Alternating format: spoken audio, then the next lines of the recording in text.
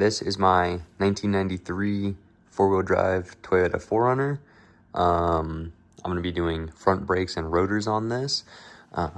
Here are some of the tools you'll need. So you'll need a dead blow hammer, a sledge, not required, but it helps, impact, and a electric ratchet. I got the new pads and hardware over here, new rotor over there, a torque wrench, doesn't need to be a digital one, any one works.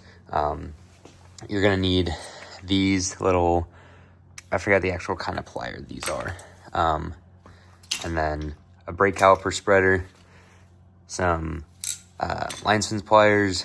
You're gonna need a 19 mil, a 17 mil, a 12 mil, and that's a 19, a 14 mil. You also will need a pry bar, and then a long ratchet definitely helps. Okay, so here we are. I got the pads out. So to get the pads out, there's this little retaining, the retainer, and it hooks over the bottom retaining pin and hooks over the top like that and just sits right in here. So to get this out, what you do is you just pry the top off, and then this bottom part will pop off. And then you have this little retaining clip. This retaining clip will go up here. It'll slide into the retaining pins and into the caliper, and you can just pry that off pretty easy. And then up here and down here, 2 retaining pins will slide out, and then that will be free of the pads. Take a pry bar and like wedge it a little bit back there. Don't hit the piston though, because if you hit the piston, you might rupture the little boot, and you don't want that. But once they're free, you kind of just wiggle the pads out and they slide right out. So now the next thing we're gonna do, we're gonna unbolt the tie rod back here. So it's just a bolt here and then a bolt like right back here. They are, I believe they're a 17 or a 19, but that will unbolt the tie rod. So what that does is it will allow you to swing this guy freely back and forth, but also this hard brake line will just sit freely. So what you'll be able to do is you'll be able to take the caliper off and just like lay it up here. Okay, so next what we're gonna do, now that we have the caliper off, I recommend just getting a hook or like a bungee cord and hanging it like that, so that way it's nice and out of the way. And with the tie rod, this is nice and free. So what we're gonna do, we're gonna take this guy off. It is a 12 millimeter. And so after you take this guy off, there's a little cone back here. What I recommend is just taking a sledge and hitting back here, and it will shoot the cone out. Put the nut itself right on the end, and so once it's on the end, what you can do is it'll prevent the cone from ejecting itself. So I forgot, you might actually have to take this off first.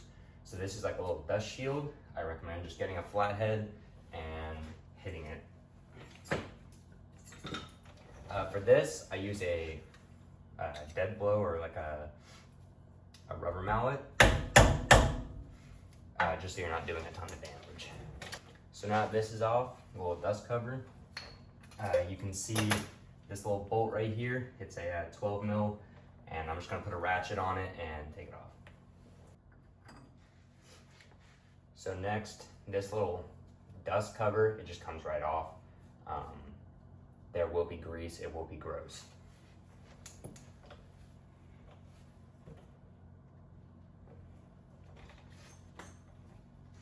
So next thing you're gonna do, you're gonna take your little clip pliers.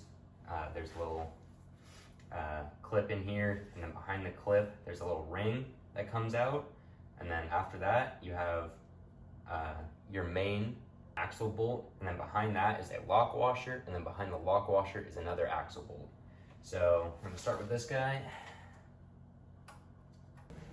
I forgot to mention, this is the socket that you need to get for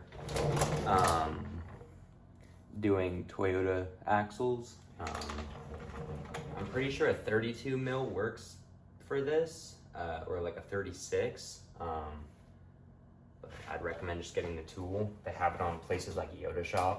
Those nuts are not very tight. They're just kind of hand tight, not hand tight. There's a specific way to torque them. And I'll go over that later, but for now, that's really all you have to do to take the front out. You want to be careful because the front of the wheel bearing is in here, and so you don't want to mess it up when you take this off. So right here on the back of the rotor, what we have is 6 14 mil bolts. Right here is the oil seal, and then in here is the inner bearing. Since we're not replacing the inner bearing, I want to do my best to save this. But this guy, I'm replacing it. And then here's what the other side looks like. So here's that oil seal I was talking about, and there's the part number.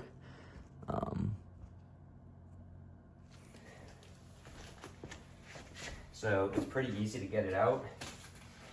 What I did was I took a pry bar, wedged it in here, boom, just like that, held onto the rotor.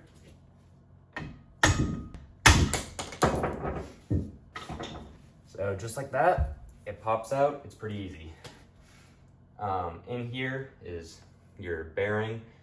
I'm not replacing it, so I don't need to worry about that. Here's that new seal. Make sure that it goes in the same way that it came out. So there's like kind of a dip, like a lip on this, and then this side's kind of flat, so the flat side goes up. So make sure you use a rubber mallet to do that because you don't want to damage it. Next thing we're going to do, 14 mil, we're going to take off all these bolts. So now you have to separate the rotor from the hub. Easiest way to do that, just tap it with a sledge. Just like that, comes off. You want to grab your brand new, nice and shiny rotor.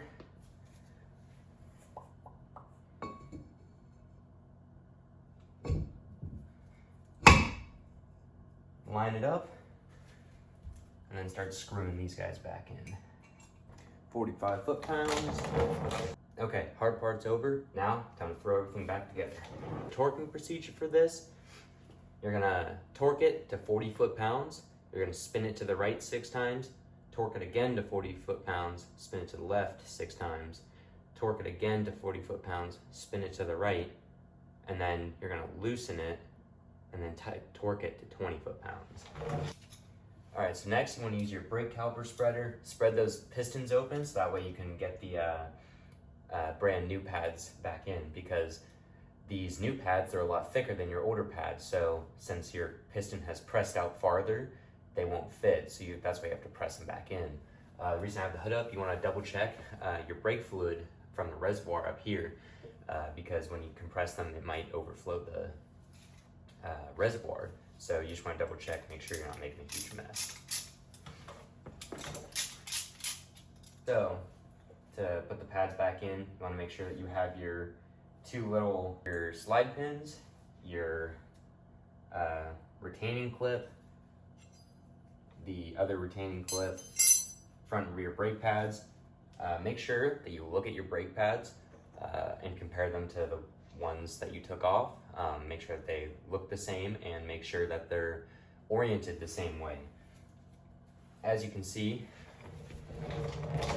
these two pads are different. So the difference being this guy has the bigger wear indicator. This is the rear one for this one specifically, but usually the wear indicator goes in the rear. That's the pads back in. And so the reason you want to put a little bit of grease on the back of your pads and your slide pins, that's so that they don't seize, and it allows them to slide, do their job much more efficiently. You don't want to use like oil or anything. What you want to use is like brake grease specifically. It's usually lithium, I believe.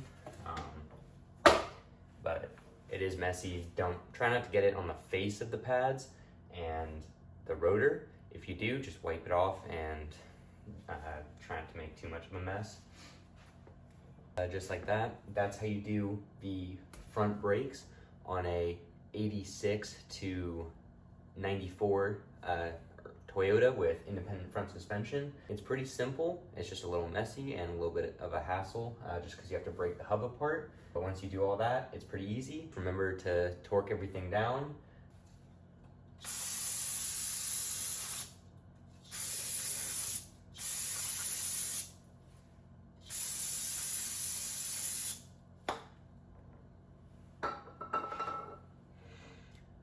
Yeah, just remember to torque everything down.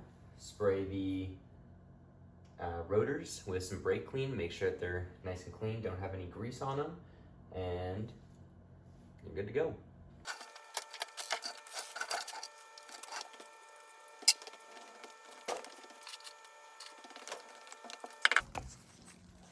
And yep, that's it. Thank you for watching. Hopefully this helps someone. It wouldn't be a Toyota without a little bit of oil on the ground when it hasn't even been running. Well, deuces.